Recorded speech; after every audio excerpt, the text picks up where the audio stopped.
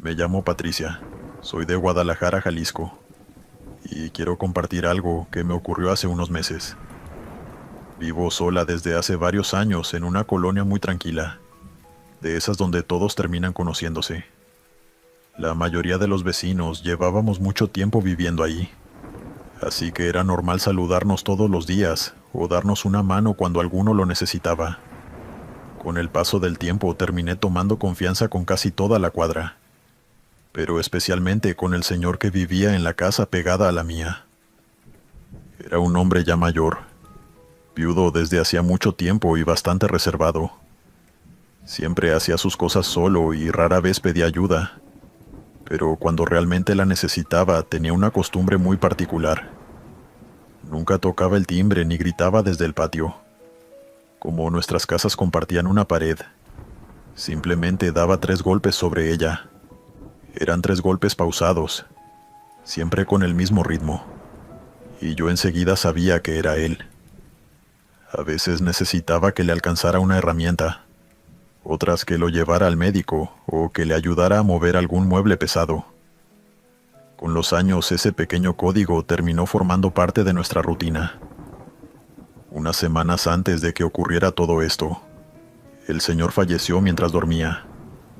La noticia fue un golpe para todos los vecinos porque, aunque llevaba una vida muy tranquila, era de esas personas que uno supone que siempre van a estar ahí. Sus familiares viajaron desde otra ciudad para organizar el funeral y permanecieron apenas un par de días en la casa. Después retiraron algunas pertenencias, cerraron todo y regresaron a sus trabajos. Recuerdo perfectamente haber visto cuando colocaron los sellos oficiales sobre la puerta principal, porque todavía faltaban algunos trámites relacionados con el fallecimiento, y nadie podía ingresar a la vivienda. Con el paso de los días, la casa empezó a verse completamente abandonada. Las luces permanecían apagadas. El jardín comenzó a descuidarse y las cartas se acumulaban en el buzón. Cada vez que llegaba del trabajo miraba casi por costumbre hacia esa propiedad, pero nunca volví a ver movimiento. Una noche ya estaba acostada. Eran poco después de las 11 y había apagado la televisión hacía apenas unos minutos, cuando escuché 3 golpes secos en la pared que separaba nuestras casas. Abrí los ojos de inmediato porque reconocí ese sonido antes incluso de incorporarme en la cama. Era exactamente el mismo ritmo que el vecino había usado durante años, para avisarme que necesitaba ayuda. Al principio intenté convencerme de que seguramente provenían de otro lado. Pensé que tal vez alguna tubería había hecho ruido, o que un vecino estaba moviendo muebles. Sin embargo, cuanto más lo pensaba, más claro tenía que aquellos golpes habían salido de la pared compartida. Después de unos segundos imaginé que quizá alguno de sus familiares había regresado para limpiar la casa. Me llamó la atención porque durante todo el día no había visto ningún automóvil estacionado afuera, pero era la explicación más lógica que encontraba. Me levanté, caminé hasta la ventana que daba al patio del vecino y corrí apenas la cortina. Lo primero que me sorprendió fue ver varias luces encendidas dentro de la casa. Hacía semanas que permanecía completamente oscura, y ahora podía distinguir con claridad el pasillo principal iluminado. Mientras seguía observando, apareció una silueta caminando lentamente de una habitación a otra. No alcanzaba a distinguir el rostro porque la luz venía desde atrás, pero era evidente que alguien recorría el interior con absoluta tranquilidad, como si conociera perfectamente cada rincón de la vivienda. Esperé unos segundos pensando que la persona volvería a pasar, o que aparecería alguien más. Pero el movimiento era siempre el mismo. La figura cruzaba el pasillo, desaparecía unos instantes y luego volvía a recorrerlo en sentido contrario. No parecía buscar objetos ni revisar la casa. Simplemente caminaba. Durante un momento pensé en salir para preguntar si necesitaban ayuda, pero algo me hizo cambiar de idea. No sentía miedo exactamente, sino una incomodidad difícil de explicar. En lugar de acercarme, llamé al 911 y expliqué que probablemente alguien había ingresado a una vivienda que debía permanecer cerrada desde el funeral de su propietario. La patrulla llegó bastante rápido. 2 oficiales comenzaron revisando el frente de la propiedad, mientras un tercero me pidió que permaneciera dentro de mi casa. Desde la ventana los veía iluminar las ventanas, recorrer el patio y revisar cada costado del terreno. Después de unos minutos, uno de ellos me hizo una seña para que saliera. Cuando llegué hasta la reja, me mostró la puerta principal. Los sellos oficiales seguían exactamente donde los habían colocado semanas atrás. No estaban rotos, tampoco despegados ni presentaban señales de haber sido manipulados. Si alguien había entrado a la casa, definitivamente no lo había hecho por ahí. Los policías continuaron inspeccionando todo el perímetro. Revisaron las ventanas, subieron al techo y buscaron cualquier acceso que pudiera haber quedado abierto. No encontraron nada. Mientras ellos seguían rodeando la vivienda, ocurrió algo que todavía hoy me cuesta olvidar. Las luces que yo había visto encendidas comenzaron a apagarse de golpe, y en apenas un segundo, toda la casa volvió a quedar completamente a oscuras. Los oficiales enfocaron las ventanas con las linternas, esperando encontrar movimiento, pero no apareció absolutamente nadie. Después de conseguir autorización para ingresar, revisaron habitación por habitación. El interior estaba intacto. No había personas escondidas. Tampoco señales de que alguien hubiera permanecido allí durante la noche. Todo seguía exactamente igual que el día en que la familia había cerrado la casa. Al día siguiente hablé con uno de los hijos del vecino. Le pregunté si alguno había regresado durante la noche y le conté todo lo que había visto desde mi ventana. Me aseguró que nadie había estado allí y que ellos conservaban las únicas llaves de la vivienda. Incluso me explicó que todavía faltaban varias semanas para decidir qué harían con la propiedad, así que no tenían previsto regresar en esos días. Con el tiempo intenté convencerme de que había interpretado mal lo ocurrido. Nunca volví a escuchar aquellos 3 golpes y la casa permaneció cerrada hasta que finalmente fue vendida. Unos meses después llegó una pareja joven con un hijo pequeño y comenzaron a instalarse. Me dio gusto ver movimiento otra vez porque pensé que, de alguna manera, esa historia finalmente había quedado atrás. Sin embargo, la primera noche que durmieron allí, volví a despertarme sobresaltada. Otra vez escuché los 3 golpes sobre la pared. Esta vez no me levanté. Permanecí inmóvil en la cama esperando que el sonido se repitiera, pero después volvió el silencio. A la mañana siguiente sonó el timbre de mi casa. Era la nueva vecina. Después de presentarse y de conversar unos minutos conmigo, me hizo una pregunta que me dejó helada. Quería saber si durante la noche yo había golpeado 3 veces la pared porque, según ella, alguien parecía estar pidiéndole ayuda desde la casa de al lado. No fui capaz de responderle de inmediato. Solo miré hacia la antigua casa del señor y recordé la costumbre que había mantenido durante tantos años. Desde entonces, cada vez que escucho un ruido proveniente de esa pared, inevitablemente pienso lo mismo. Tal vez aquellos 3 golpes nunca fueron una despedida. Tal vez siguen siendo la única forma que encontró mi antiguo vecino para pedir ayuda, incluso después de que todos creímos que ya no quedaba nadie dentro de esa casa.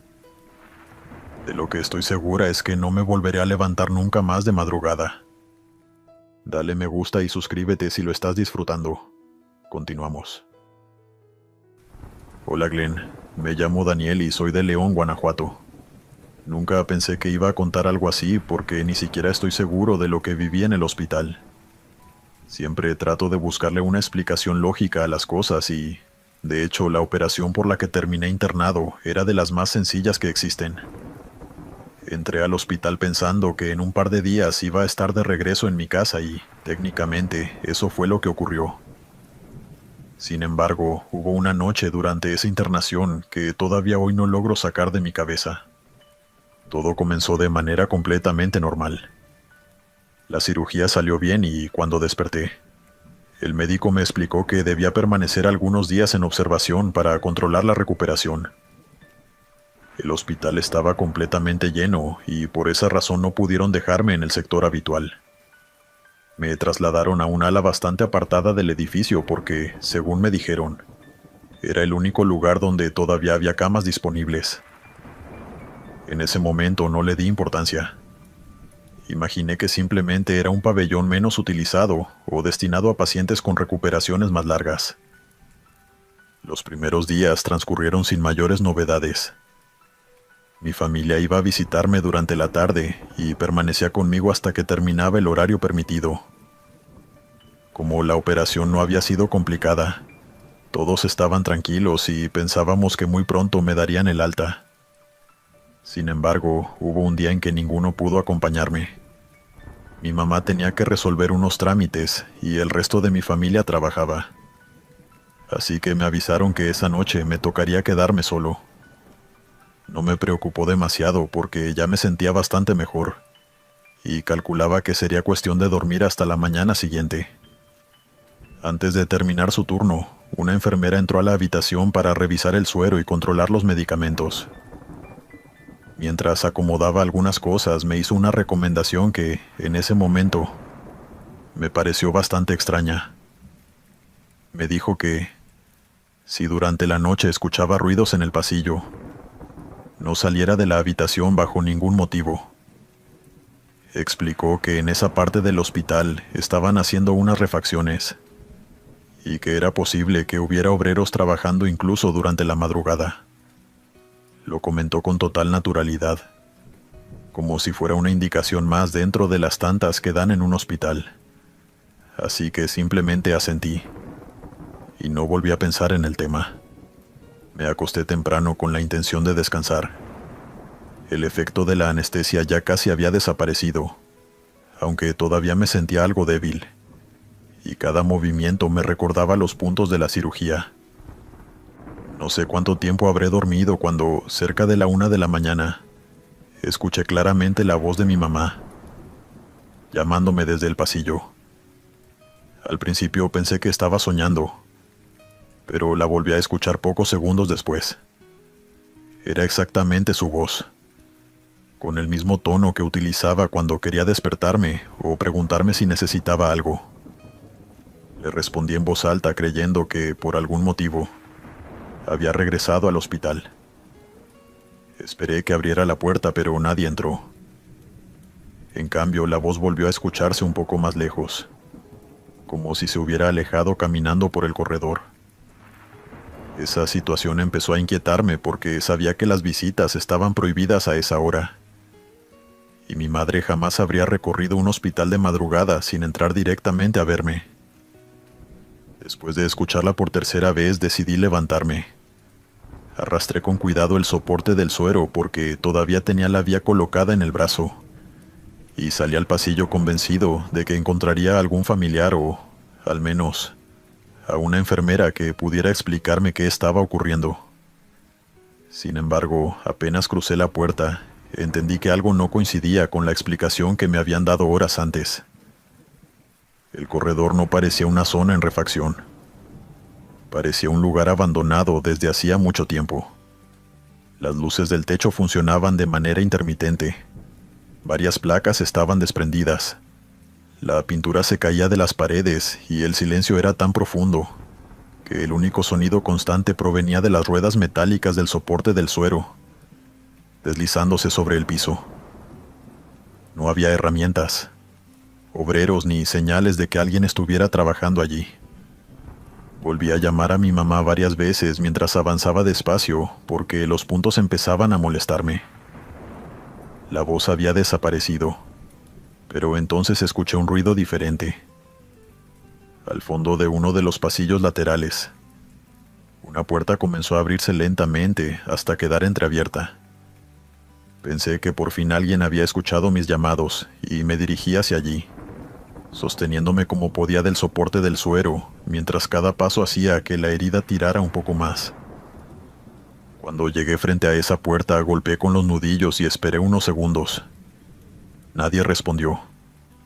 Empujé con cuidado y miré hacia el interior, esperando encontrar un consultorio, una habitación vacía o incluso algún depósito. Lo que vi hizo que se me helara la sangre porque del otro lado estaba exactamente la habitación donde yo debía estar internado. No era un cuarto parecido, era el mismo. La cama ocupaba el mismo lugar, el monitor cardíaco estaba junto a la cabecera, y hasta la ventana tenía la misma cortina parcialmente cerrada. Lo más perturbador era que sobre esa cama había una persona acostada. Era yo. Tenía muchas más mangueras y aparatos conectados de los que recordaba haber llevado durante el día. Mi rostro se veía extremadamente pálido, y el monitor emitía un pitido constante que apenas rompía el silencio de la habitación. Sentada junto a la cama estaba mi madre, completamente derrumbada, llorando mientras sostenía una de mis manos. También alcancé a distinguir a un médico revisando los monitores y a otra enfermera preparando medicamentos, pero ninguno parecía notar mi presencia al otro lado de la puerta. Retrocedí por puro instinto. Sentía que el corazón me golpeaba en el pecho y que me faltaba el aire. Cerré la puerta de un empujón y empecé a regresar por el mismo pasillo, casi sin mirar hacia dónde iba. Intenté caminar más rápido, aunque el dolor de la cirugía apenas me lo permitía. En un descuido tropecé con una de las ruedas del soporte del suero. Perdí el equilibrio y la aguja se movió bruscamente dentro del brazo, provocándome un dolor intenso. Todo comenzó a girar y tuve la sensación de que el pasillo entero se oscurecía, mientras caía hacia un costado. Abrí los ojos sobresaltado y me encontré nuevamente en mi cama. La habitación estaba iluminada apenas por una pequeña luz junto a la puerta, y una enfermera manipulaba una jeringa conectada al suero. Tardé varios segundos en entender dónde estaba, porque seguía sintiendo el mismo miedo que un instante antes. Estaba completamente transpirado, y respiraba con dificultad, como si realmente hubiera recorrido todo aquel corredor. La enfermera me preguntó si me encontraba bien, y le conté todavía agitado, que acababa de salir al pasillo porque había escuchado la voz de mi mamá. Ella sonrió con tranquilidad y me explicó que algunas personas experimentaban sueños muy vívidos después de la anestesia y de ciertos analgésicos. Dijo que probablemente había mezclado recuerdos con lo que estaba ocurriendo alrededor mientras dormía, y que eso podía sentirse completamente real. Sin embargo, antes de terminar de acomodar el suero y dirigirse hacia la puerta, hizo un comentario que volvió a dejarme intranquilo. Con un tono mucho más serio que el anterior, me pidió que si volvía a escuchar cualquier cosa durante la noche, no saliera otra vez de la habitación. No explicó el motivo. Simplemente apagó la luz, cerró la puerta y continuó con su ronda. Al día siguiente, los médicos confirmaron que la recuperación iba muy bien, y poco después recibí el alta. Regresé a mi casa convencido de que, tarde o temprano, terminaría aceptando que todo había sido consecuencia de la anestesia. Sin embargo, todavía hay un detalle que nunca logré acomodar dentro de esa explicación. Cuando me quitaron la vía del brazo, la enfermera me preguntó cómo me había hecho un pequeño corte alrededor de la aguja, porque parecía como si hubiera recibido un tirón bastante fuerte durante la noche. Nunca le respondí. Todavía hoy no sé si realmente recorrí aquel pasillo o si todo ocurrió dentro de un sueño. Lo único que sé es que, cada vez que vuelvo a pasar frente a un hospital de noche, recuerdo esa habitación donde vi a mi madre llorando junto a una cama en la que yo seguía acostado, conectado a muchas más máquinas de las que jamás tuve durante mi internación.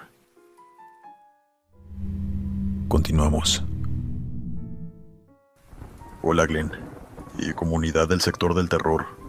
Me llamo Verónica y soy de Ciudad Juárez. Esto ocurrió hace unos 15 años, cuando mi marido, nuestro hijo de 6 años y yo, viajamos a un pequeño pueblo de Chihuahua para visitar a unos tíos lejanos de su familia. El pueblo quedaba lejos de la carretera principal, escondido entre cerros y caminos de tierra que parecían perderse en el desierto. Era un sitio tranquilo, de casas bajas y calles vacías, donde todos parecían conocerse desde siempre. Llegamos al atardecer cansados por el viaje, y los tíos nos recibieron con una alegría que resultaba sincera, aunque desde el primer momento percibí cierta tensión en el ambiente.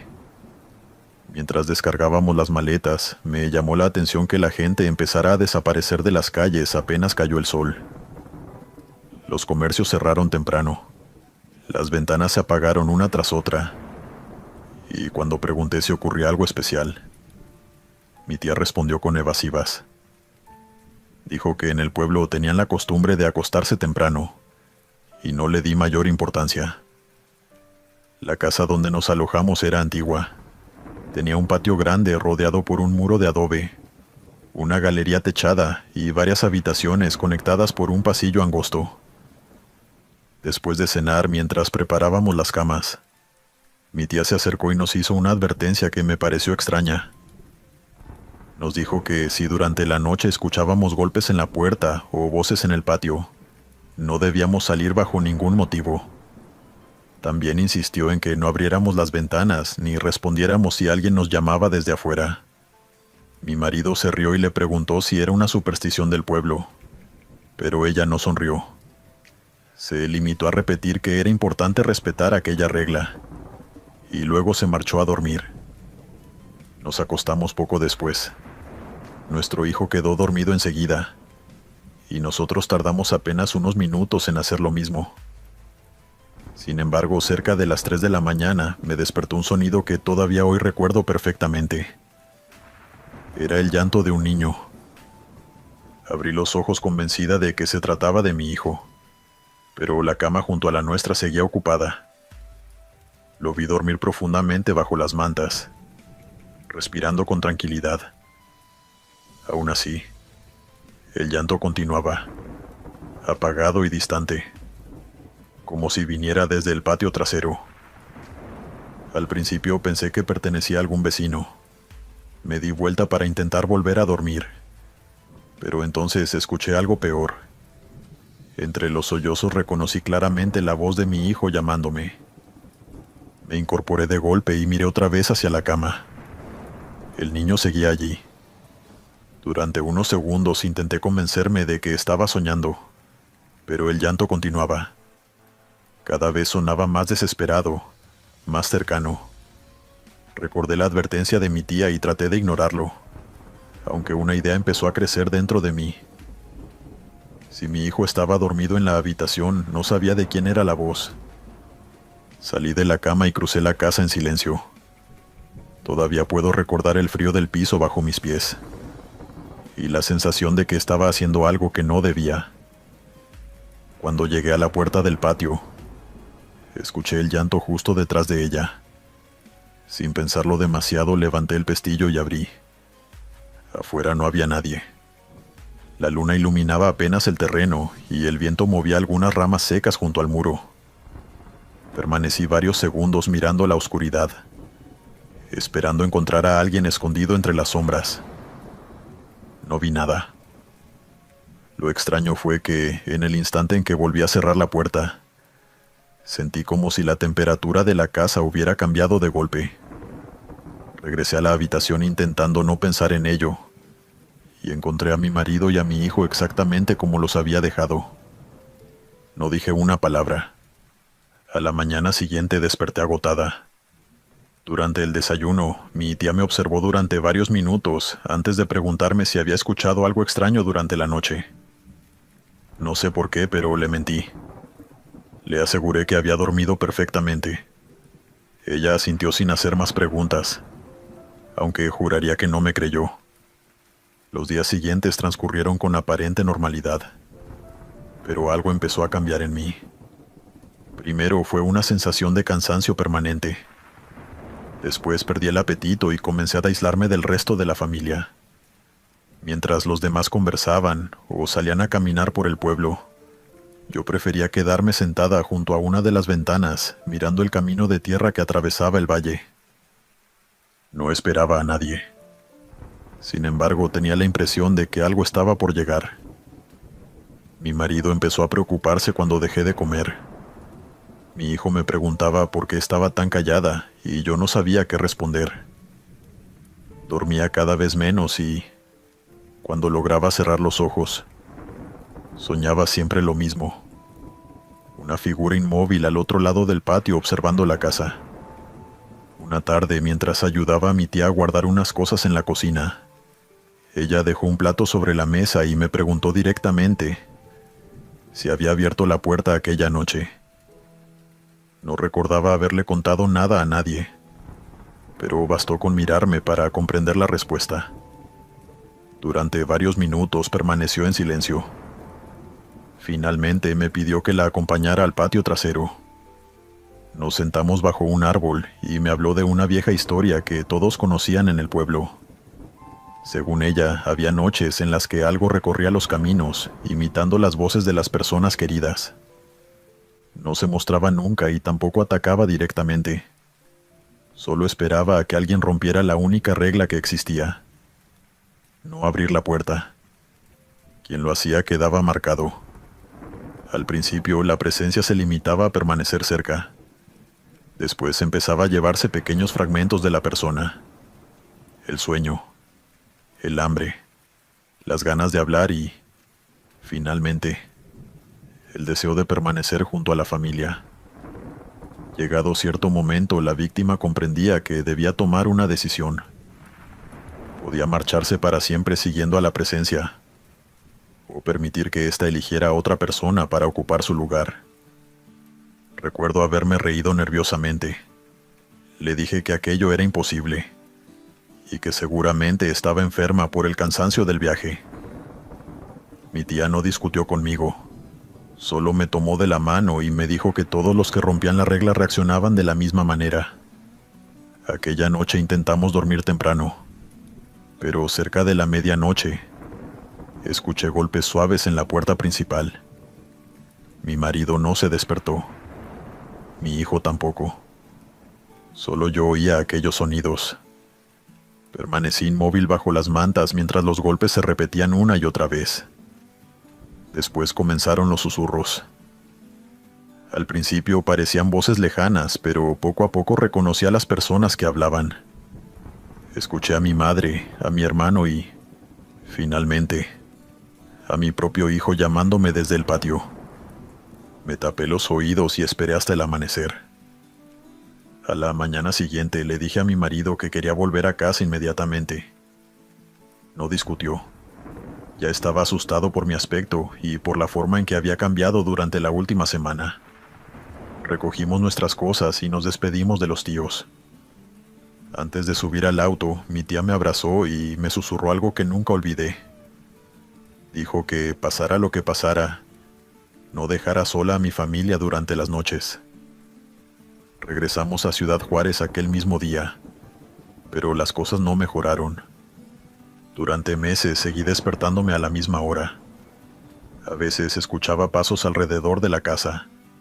Otras veces encontraba la puerta principal entreabierta, aunque estaba segura de haberla cerrado antes de dormir.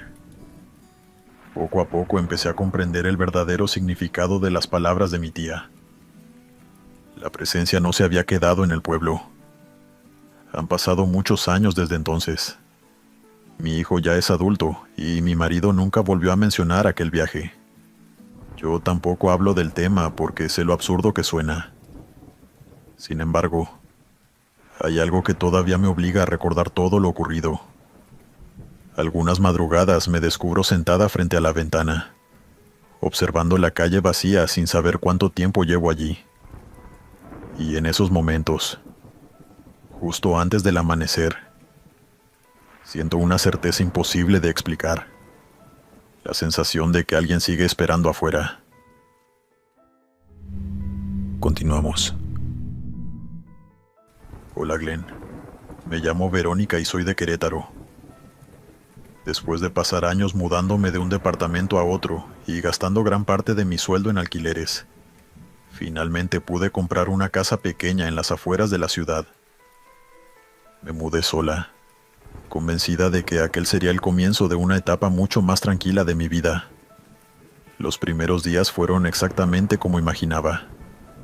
Cajas apiladas en todas las habitaciones, muebles sin armar, y la sensación constante de estar viviendo en un lugar que todavía no terminaba de sentir mío. La casa estaba en una colonia bastante apartada. Las calles eran tranquilas, y salvo por algunos autos que pasaban de vez en cuando, el movimiento era mínimo. Apenas conocía la zona y todavía no había hablado con ninguno de los vecinos. Salía temprano para trabajar y regresaba cuando ya estaba oscureciendo. Así que la mayor parte del tiempo la pasaba sola, limpiando, acomodando cosas y tratando de decidir dónde iría cada mueble. Todas las noches terminaba agotada y me dormía apenas apoyaba la cabeza sobre la almohada. Llevaba poco más de una semana instalada cuando ocurrió algo que, en ese momento, me pareció una simple broma de mal gusto. Aquella noche había cenado tarde y me acosté antes de las 11 porque al día siguiente tenía una reunión importante. Estaba a punto de quedarme dormida cuando el sonido del timbre me hizo abrir los ojos de golpe. Al principio pensé que se trataba de algún vecino que venía a presentarse, o quizá de alguien que había confundido la dirección. Me levanté todavía medio dormida y miré por la ventana del frente. La calle estaba completamente vacía. No había personas caminando ni autos estacionados cerca de la entrada. Permanecí observando durante unos segundos, esperando que alguien apareciera desde la oscuridad. Pero no ocurrió nada. Como no vi movimiento, supuse que serían chicos haciendo bromas o algún desperfecto del timbre. Volví a la habitación. Revisé un rato el celular e intenté olvidarme del asunto.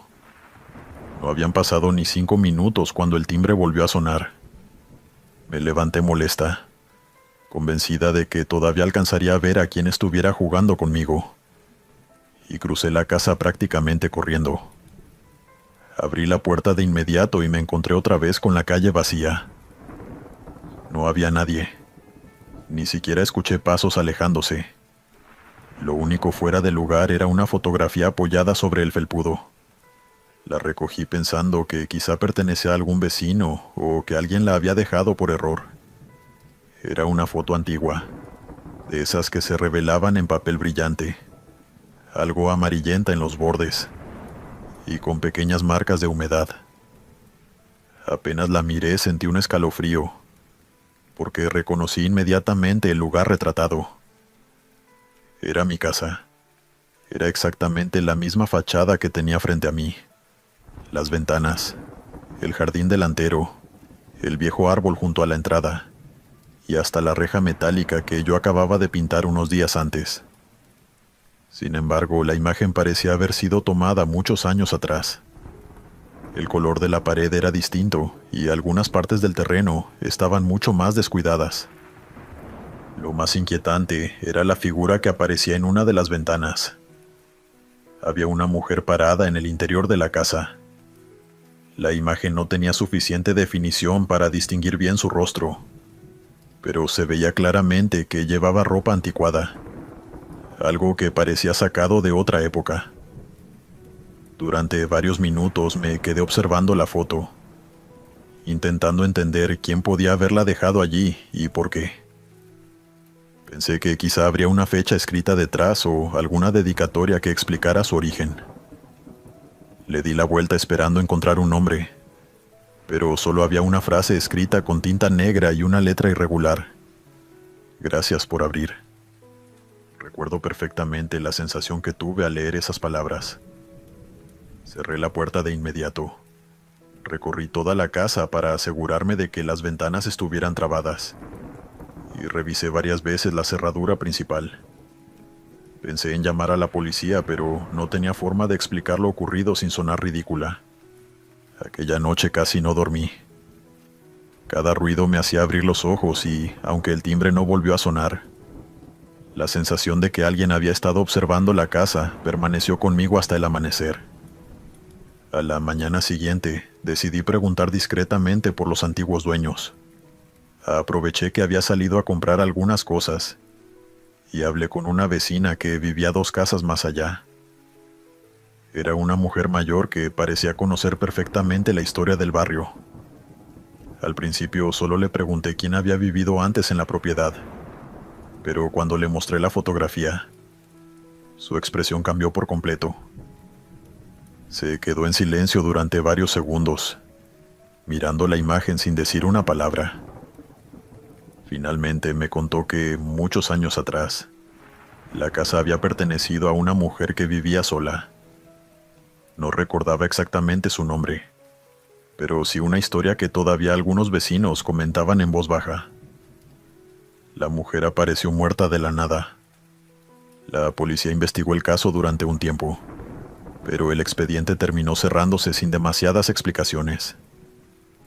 Hubo rumores de todo tipo: un robo, un accidente doméstico e incluso problemas de salud.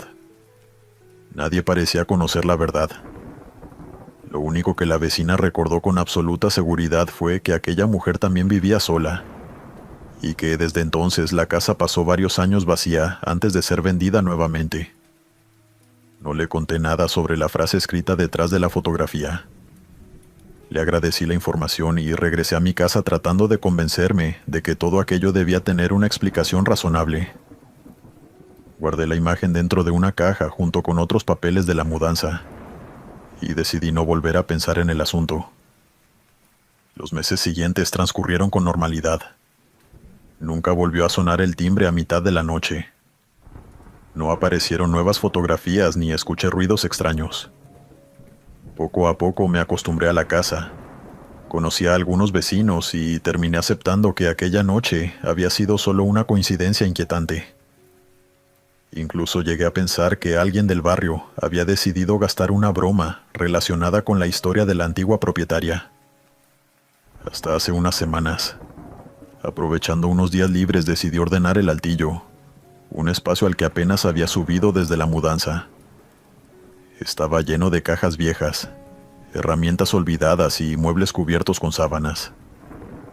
Mientras revisaba unos cajones, encontré un sobre de papel escondido detrás de un armario.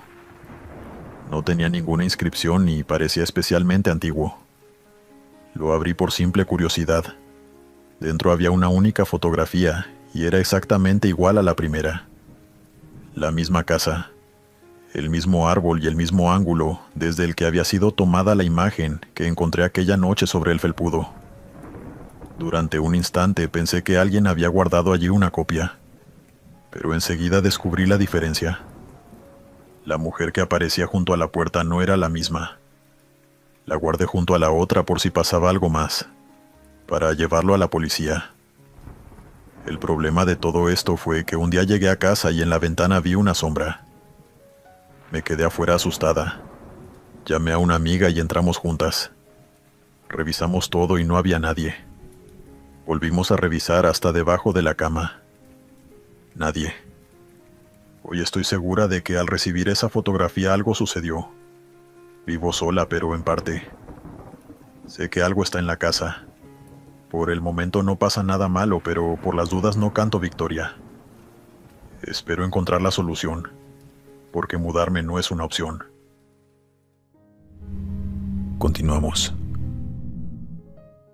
Glenn, me llamo Marcelo y soy de Rosario. Vivo solo desde hace algunos años en un edificio bastante antiguo del centro de la ciudad. No es especialmente grande. Tiene apenas 5 pisos, un pequeño hall de entrada y un ascensor viejo que parece haber sobrevivido a varias generaciones de inquilinos. Cuando me mudé, una de las primeras cosas que aprendí fue a convivir con los ruidos del lugar. Las tuberías crujían durante la madrugada. Las puertas metálicas del ascensor se cerraban con un golpe seco, y de vez en cuando, el motor emitía un zumbido extraño que recorría todo el hueco del edificio. Con el tiempo dejé de prestar atención a esas cosas. Los vecinos también estaban acostumbrados y nadie parecía darle demasiada importancia. Entre las personas que vivían allí estaba don Ernesto, un hombre mayor del 4º piso. No teníamos demasiada relación, pero nos encontrábamos seguido, porque él salía a caminar todas las mañanas y pasaba largas horas sentado en el banco que había junto a la puerta principal. Siempre parecía dispuesto a conversar y conocía detalles de todos los departamentos, incluso de aquellos cuyos propietarios ya no vivían allí. Durante años había sido uno de los vecinos más antiguos del edificio. Unos días antes de lo que voy a contar, Ernesto falleció de manera repentina. Según comentaron después, había sufrido un problema de salud justo cuando regresaba a su departamento. Al parecer alcanzó a entrar al edificio y llegó hasta el ascensor, pero se desplomó antes de poder subir. La ambulancia llegó rápido, aunque ya no pudieron hacer nada. Durante varios días el tema fue la única conversación en el consorcio. Algunos vecinos hablaban de organizar una misa. Otros recordaban anécdotas con él y el encargado se encargó de avisar a quienes todavía no se habían enterado. Después del funeral, el edificio volvió poco a poco a la normalidad. Las luces del hall siguieron encendiéndose a la misma hora. El ascensor continuó haciendo los mismos ruidos de siempre, y la rutina terminó imponiéndose sobre la tristeza de aquellos días. Sin embargo, una semana más tarde, ocurrió algo que me hizo recordar aquella muerte de una manera completamente distinta. Esa noche me había acostado temprano porque al día siguiente tenía que trabajar.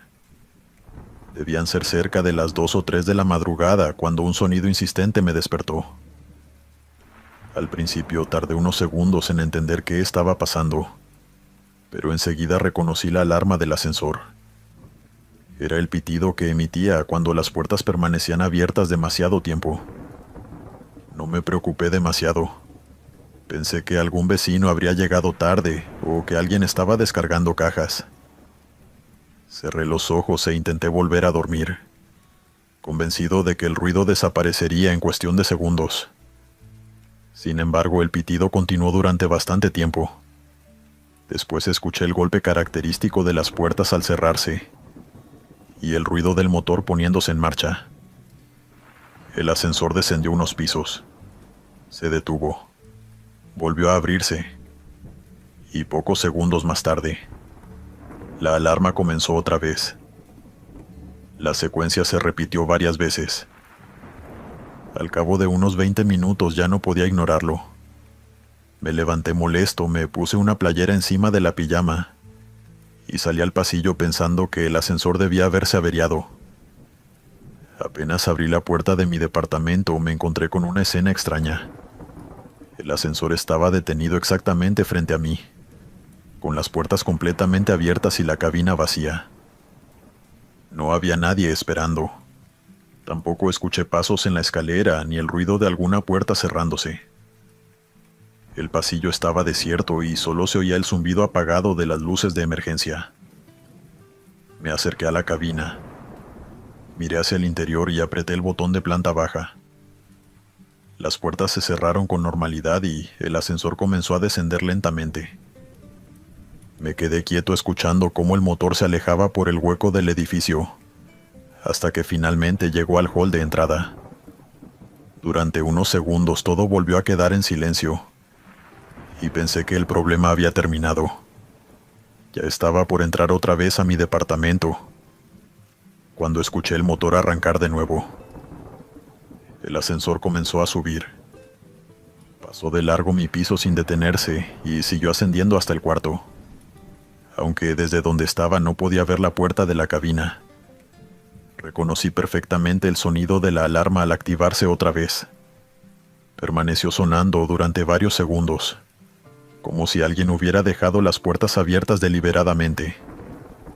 Después el pitido cesó, las puertas se cerraron y el ascensor volvió a quedar inmóvil. No sé cuánto tiempo permanecí en el pasillo, escuchando aquel silencio.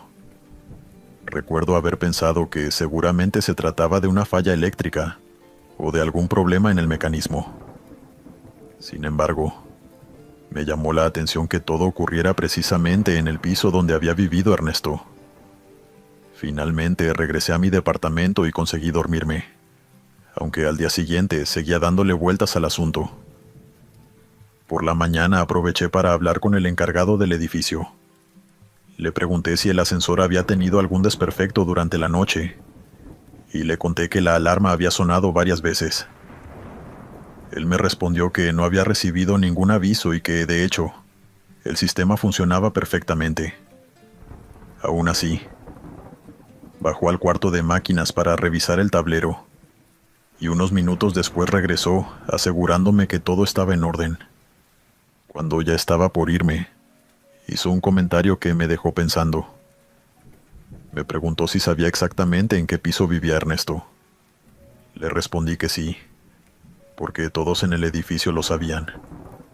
Entonces me contó que, desde la noche de su fallecimiento, varios vecinos habían escuchado el ascensor detenerse, solo en el cuarto piso durante la madrugada. Según él, nadie había querido comentarlo demasiado para no alimentar rumores, pero ya eran varias las personas que habían notado lo mismo. Intenté tomármelo con humor y seguí con mi día, aunque la conversación me acompañó durante las semanas siguientes. El fenómeno no ocurría todas las noches, pero de vez en cuando volvía a despertarme el mismo sonido. Primero la alarma, luego el ascensor bajando vacío, y unos minutos después, el motor subiendo lentamente hasta el cuarto piso. Siempre sucedía de la misma manera. La cabina permanecía detenida allí durante algunos segundos, y luego regresaba al silencio absoluto. Con el paso del tiempo dejé de salir al pasillo para comprobarlo. Prefería quedarme en la cama y esperar a que el ruido terminara. Aún así, no podía evitar imaginar la puerta abierta frente al departamento vacío de Ernesto, como si alguien siguiera esperando del otro lado. Si no hubiese salido, no tendría estos pensamientos que te estoy contando. Claramente es mejor no salir por estas cosas cuando uno ya está acostado. Continuamos. Me llamo Patricia y soy de Guadalajara. Durante casi 10 años trabajé limpiando un cine antiguo del centro de la ciudad. Uno de esos complejos enormes que habían conocido épocas mucho mejores y que todavía conservaban la misma decoración desde hacía décadas. Tenía varias salas, alfombras gastadas, carteles descoloridos y vitrinas con fotografías de estrenos que parecían haberse quedado detenidas en los años 90. Mi turno empezaba cuando terminaba la última función y consistía en recorrer el edificio para barrer, limpiar las butacas y dejar todo listo para el día siguiente. Con el tiempo aprendí a moverme sola por el lugar. Sin embargo, desde hacía meses circulaba un rumor que nos preocupaba a todos. La gente iba cada vez menos. Varias salas permanecían cerradas durante semanas enteras y la empresa había comenzado a retirar equipos viejos de algunos depósitos. Nadie hablaba del tema abiertamente, pero todos sabíamos que el cierre estaba cerca. Yo dependía de ese trabajo y la posibilidad de quedarme sin empleo me tenía bastante angustiada. Aquella noche había sido especialmente pesada. Durante toda la tarde estuvieron vaciando almacenes y sacando proyectores antiguos, carteles y cajas llenas de películas que ya no se usaban. Cuando por fin terminó la última función, todavía quedaban varias salas por limpiar. La más complicada era la sala número 1, la más grande y antigua de todo el complejo. Era una sala enorme, con cientos de butacas y unas cortinas rojas que habían perdido el color con el paso del tiempo. El olor a alfombra vieja parecía haberse impregnado para siempre en las paredes. Como ya casi no se utilizaba, el ambiente era distinto al resto del cine.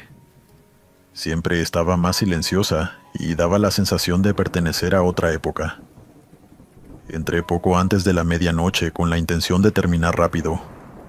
Dejé el carrito de limpieza junto a una de las salidas y me senté unos minutos en una butaca del fondo porque estaba agotada. La sala estaba completamente vacía, la pantalla apagada y el cine entero parecía haberse quedado en silencio. Pensé que descansaría un momento antes de empezar a trabajar, pero sin darme cuenta me quedé dormida. No sé cuánto tiempo pasó hasta que me despertó un ruido. Al principio pensé que todavía estaba soñando. Escuché el sonido seco de una butaca cerrándose, después otra y luego varias más, como cuando la gente se levanta al terminar una película. Permanecí inmóvil durante unos segundos, tratando de orientarme. También se oían pasos sobre la alfombra y el murmullo lejano de personas conversando en voz baja. Me incorporé sobresaltada y miré hacia la pantalla. Seguía completamente apagada. Las luces de emergencia eran las únicas que iluminaban la sala, y a simple vista, no parecía haber nadie. Aún así, seguí escuchando movimientos entre las filas. El ruido de alguien pasando junto a las butacas y hasta el golpecito de algo metálico cayendo al suelo. Pensé que tal vez habían dejado entrar algún grupo sin avisarnos, o que alguno de mis compañeros estaba terminando de limpiar antes que yo. Me levanté y recorrí varias filas mirando hacia los costados, pero no encontré absolutamente a nadie. La sala seguía vacía. Salí al pasillo convencida de que el sonido provenía de otra parte del cine. Sin embargo, apenas cerré la puerta detrás de mí, volví a escuchar el mismo ruido desde el interior. Era inconfundible. Varias butacas bajando y subiendo, como si decenas de personas acabaran de sentarse al mismo tiempo. Abrí la puerta de inmediato y me asomé otra vez. No había nadie. Recuerdo que me quedé parada unos segundos, intentando entender qué estaba pasando.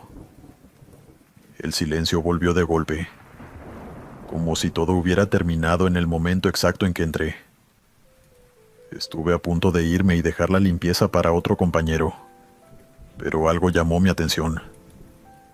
La luz de la cabina de proyección estaba encendida. Desde abajo se veía claramente una franja amarillenta saliendo por la pequeña ventana del proyector.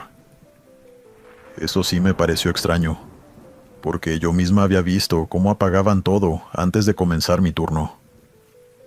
Pensé que alguno de los empleados se había olvidado algo y había vuelto sin avisar. Subí las escaleras rápidamente. Mientras avanzaba, seguía escuchando a lo lejos algún movimiento dentro de la sala, aunque ya no sabía si realmente estaba oyendo algo o si el cansancio me estaba jugando una mala pasada. La puerta de la cabina no tenía llave. Entré esperando encontrar a alguien revisando equipos o guardando cosas, pero el lugar estaba vacío. El proyector permanecía apagado y no había señales de que hubiera funcionado recientemente. Lo único encendido era una lámpara pequeña sobre uno de los escritorios.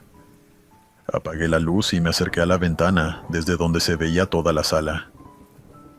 Fue entonces cuando la vi, en medio de tantas filas vacías. Había una única persona sentada. No estaba cerca de la pantalla ni en los asientos centrales. Estaba exactamente en la fila donde yo me había quedado dormida unos minutos antes.